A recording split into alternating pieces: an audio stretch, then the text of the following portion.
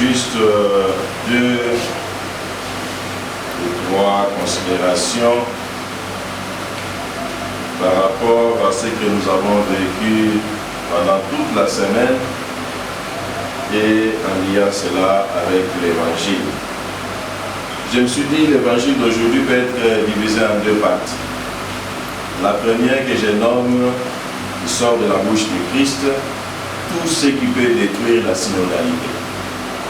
Et la deuxième, tout ce qui peut construire la synodalité. La première des choses est, ils disent et ne font pas. Voilà un élément qui détruit la synodalité. Parce que la synodalité, c'est marcher ensemble. La synodalité, c'est vivre ensemble. La synodalité, c'est considérer l'autre. Mais si tu ne fais que dire et tu n'agis pas, tu détruis la synodalité.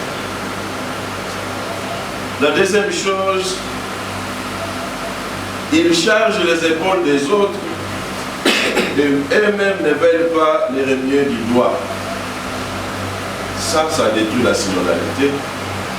Quand tu exiges aux autres plus que ce que tu fais toi-même, tu t'exiges toi-même, tu ne fais pas avancer la synodalité. Troisième chose, ils aiment les places d'honneur.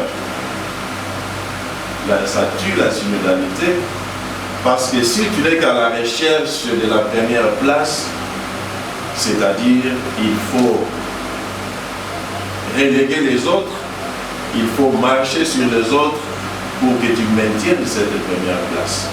Ça détruit la synodalité. Quatrième chose, ils aiment les titres. Ça détruit la synodalité parce que plus tu aimes les titres, plus tu ne voudras pas que quelqu'un d'autre puisse avoir le même titre que toi.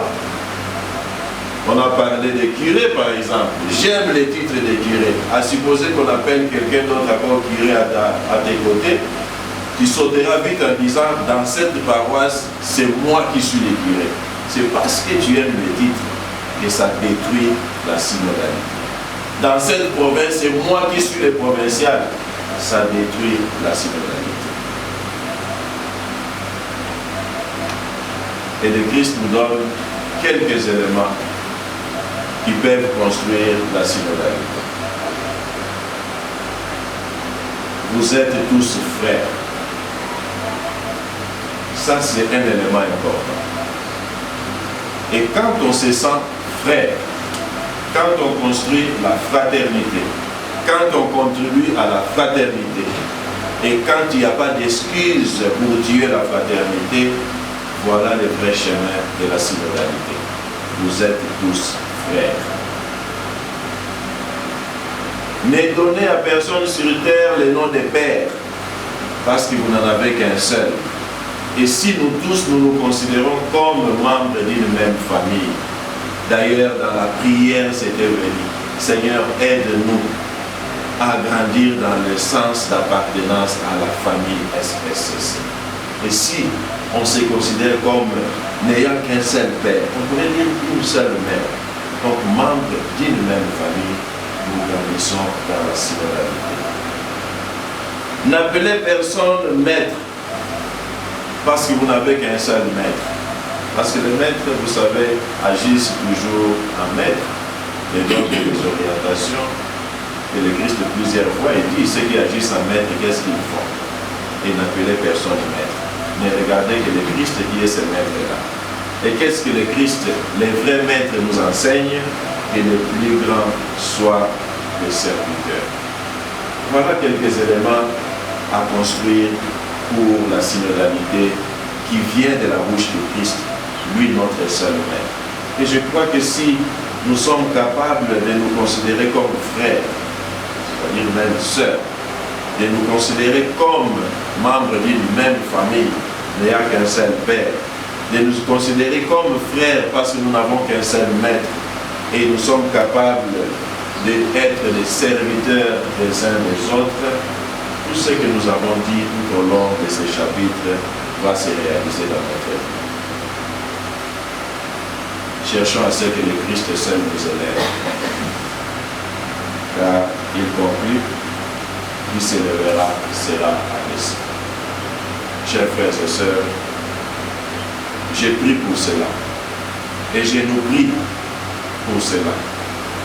Que la spiritualité de la synodalité soit réellement notre vécu.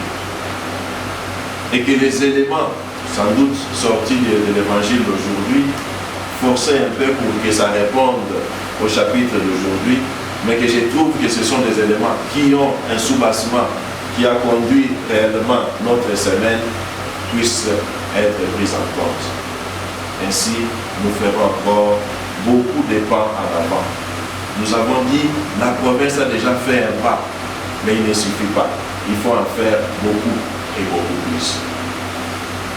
Demandons cette grâce au Christ pour que la mission que la congrégation confie à la province ici en Afrique aille de l'avant, que la présence de la province dans l'église du Congo et de Mozambique aille de l'avant et que chaque frère, ensemble avec les sœurs et les laïcs, nous continuons à construire notre famille SRCC. Que la parole de Dieu aujourd'hui nous aide en cela et que chaque jour que nous allons relire les décisions du chapitre, nous nous mettions aussi sur cette voie de la synodalité. Que Dieu nous écoute et nous exauce. Amen. Amen.